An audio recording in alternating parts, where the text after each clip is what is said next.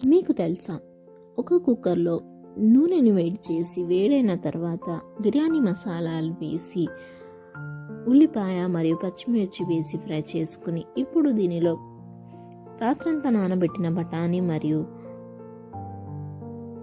రుబ్బుకున్న మసాలాని వేసి బాగా ఫ్రై చేసుకుని ఇప్పుడు దానిలో పసుపు, జీలకర్ర పొడి, ధనియాల పొడి, గరం మసాలా, కారం, ఉప్పు వేసి ఫ్రై చేసుకుని టమాటో మరియు క్యాప్సికమ్ ముక్కలని కూడా వేసి ఫ్రై చేసుకుని ఇప్పుడు నీళ్ళని వేసి నీళ్ళు ఉడకడం స్టార్ట్ అయిన తర్వాత సోక్ చేసి ఉంచుకున్న బియ్యాన్ని వేసి కుక్కర్ మూత మూసి 2 విజిల్స్ రానివ్వాలి. విజిల్స్ పోయిన తర్వాత అంటే స్టీమ్ పోయిన తర్వాత కుక్కర్ మూత తీసి బాగా కలుపుకొని సర్వ్ చేయడమే. అంతే, tomato bath ready. Detail recipe కోసం కింద లింక్ని క్లిక్ చేయండి.